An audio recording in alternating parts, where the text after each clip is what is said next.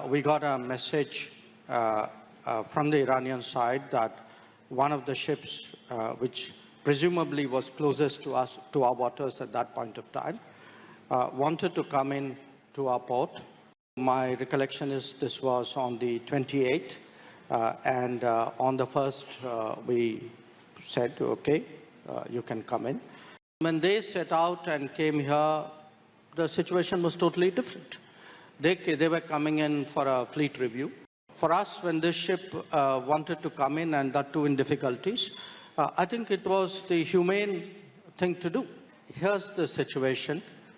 You had these ships, and we got a message from the Iranian side that one of the ships, which presumably was closest to us, to our waters at that point of time, wanted to come in to our port. They were reporting that they were having problems. So my recollection is this was on the 28th, and on the 1st we said, okay, you can come in. It took them a few days to sail in, and then they docked in Kochi. The ship is there. Obviously, the people on the ship, a lot of them were young cadets, that is my understanding. They have disembarked. They are in a nearby facility.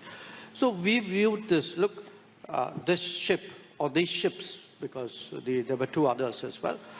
I mean, when they set out and came here, the situation was totally different.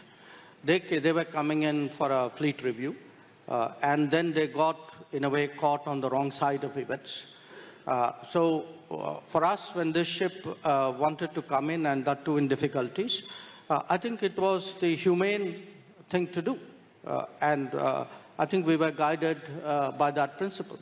And in a sense, of the other ships, one obviously had a similar situation in Sri Lanka, and they took the decision which they did, and one unfortunately didn't make it.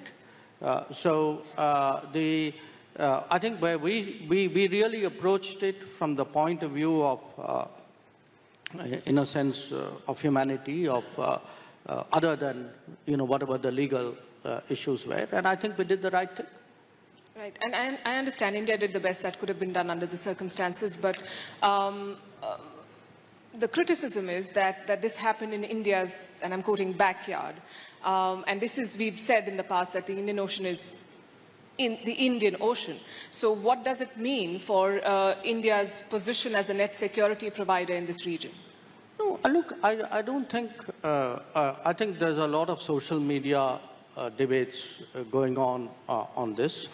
Social media, by its very nature, is a forum for very sharp, angular, sometimes extreme expression of views. I mean, people have a right to express that. But there is, I mean, please understand the reality of the Indian Ocean. I mean, Diego Garcia has been in the Indian Ocean for last 5 decades. It's not something which happened last week or last month.